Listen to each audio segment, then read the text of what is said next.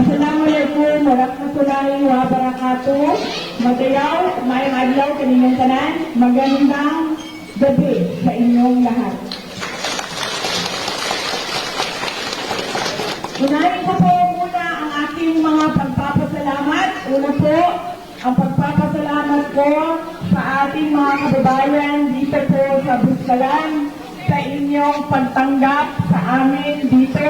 Pasensya na hindi kami nagsasabi na darating kami pero ayaw namin na makaabala sa inyo at nagpapasalamat pa rin kami sa programa na inihanda ninyo para mag-welcome sa amin dito. Kasama ko po ang mga empleyado ng Office of the Vice President.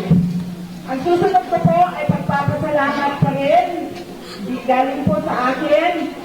Nagpapasalamat po ako sa kampanya ninyo, sa tulong ninyo, sa suporta ninyo at sa boto ninyo para sa akin noong halalan ng taong 2022. Maraming salamat po sa inyong lahat. Ang pangatlong pagpapasalamat po ay personal pa rin sa akin. Nagpapasalamat ako sa inyong suporta sa aking opisina ang tanggapan ng pangalawang Pangulo ng Pilipinas. Maraming salamat po. At ang huling pagpapasalamat ay mula po sa aming pamilya, ang pamilya Duterte, na kahit galing po kaming Mindanao, ay sinuportahan ninyo kami dito sa Northern Luzon, lalong-lalo na sa 6 na taon na administrasyon ni Pangulong Rodrigo Duterte. Maraming salamat po.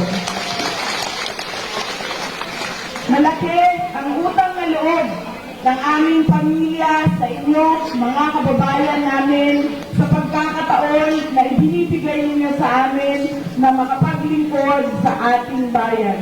Kaya po, taus-puso po at hindi po maubos ang pagpapasalamat ng pamilya namin sa inyong lahat.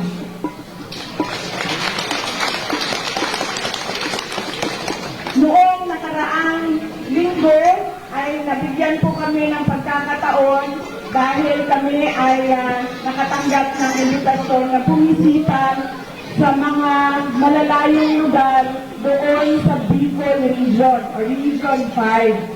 Ngayon namang linggo na ito ay nagpapasalamat kami sa Diyos dahil nabigyan kami ng pagkakataon na bumisita dito sa inyo sa Buskalan, Kalinga.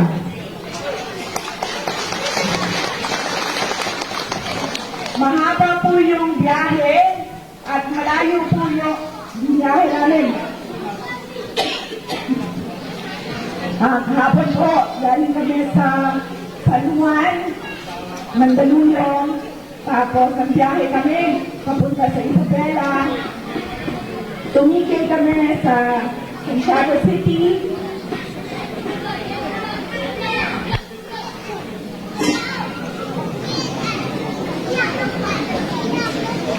Tumigil kami sa Santiago City, Isabela, at binisita namin yung mga kaibigan namin doon na sa Isabela na tumutulong at kaibigan ng pamilya namin at kaibigan ng opisina ng Vice President. Pagkata, pitong oras po yung biyahe namin mula Mandaluyong papuntang Santiago City. Doon na po kami natulog at kaninang umaga, maaga kami umalis sa Santiago City, Isabela, papunta dito sa inyo sa Buskalan. Dumating po kami, umalis kami sa Santiago City ng alas 5 ng umaga, dumating kami dito sa inyo alas 12 ng tanghali, 12 noon. At sobrang masaya ako dahil napakabait at tinanggap kami ng mga tiga-Buskalan. Masaya ako dahil nakita ko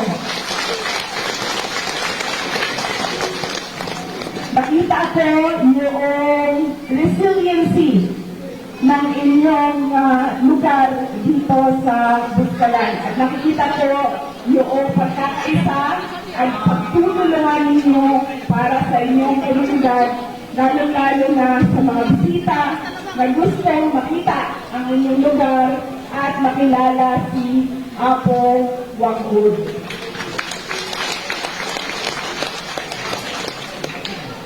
Alam, noong bago kami umalis sa Manila, nagpaalam ako sa nanay ko.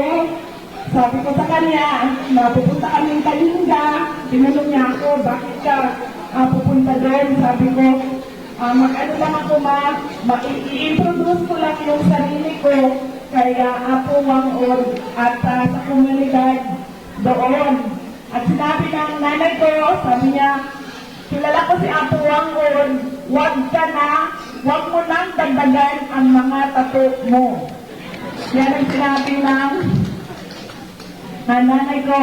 So, ilang beses na sinabi, noong nagpaalam ako, noong pag ilang mga araw, nangamusta siya sa akin, inulit na naman niya, sabi niya, huwag ka na magpatato. Kaninang umaga, sabi ko nga, nandito na kami sa Kalinga. Ang sagot lang niya sa akin, huwag ka magpatato.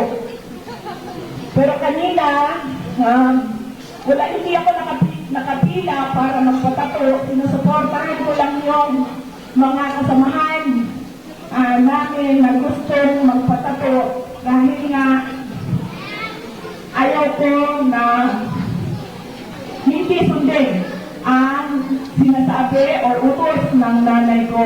Pero noong nakatatlong beses na si Apo Wangud na halika, kailangan mo magpatato.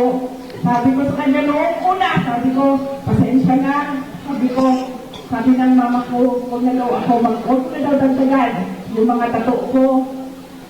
Tapos, ulit naman siya, halika. Sabi ko, magpaalam muna ako. Magpaalam muna ako sa nanay ko. Nung pangatlo, sabi niya, halika. Sabi niya, itago lang natin para hindi makita ng nanay mo. Sa pang-apat, hindi na ako nakahindi dahil ang isang senior citizen na mismo ang apat na beses na nagsabi na tatuan kita. Kaya masaya din ako dahil meron din ako tulad ninyong lahat na tato ni Apo Wangud. Maraming salamat po, Apo. At ang huling mensahe ko para sa inyong lahat ay mensahe ng edukasyon.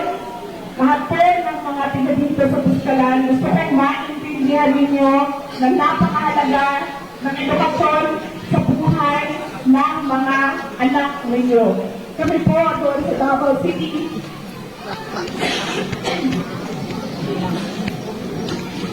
Kami po doon sa Davao City, bago po ako bumaba as mayor, natapos namin ang City College of Davao. 70% or 80% ng aming mga estudyante sa City College of Davao ay miyembro ng iba't ibang indigenous tribes ng Davao City. Kaya masaya kami dahil nabibigyan ng opportunity yung mga IPs na makapagtapos ng college sa loob ng City College of Davao City na pagmamayari ng local government unit ng Davao City. Sinigurado ko na bago ako bumaba doon sa pagka-mayor ng Davao City ay natapos namin ang college, ang paaralan para masiguro yung kinakatasan ng aming mga Davaoeños na miyembro ng IP. Yan din ang gusto ko maintindihan ng mga magulang dito sa inyong komunidad na napakahalaga ng edukasyon sa buhay ng inyong mga anak. Dahil ito ang magpapabago ng buhay nila. Meron po akong example na pinasimple ko ang explanation o halimbawa para maintindihan ng mga bata kung bakit mahalaga ang edukasyon sa buhay nila.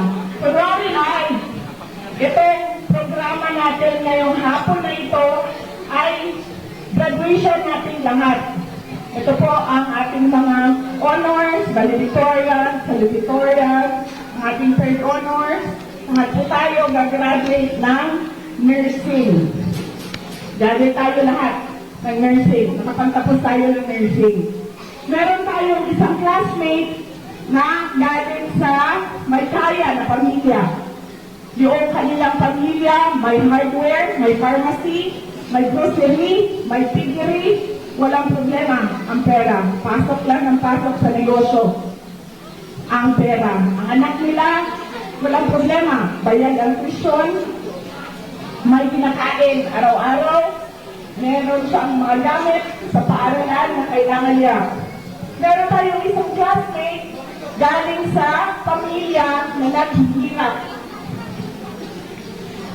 Ang kanyang tuition, inuutang ng mga magulang niya para mabayaran.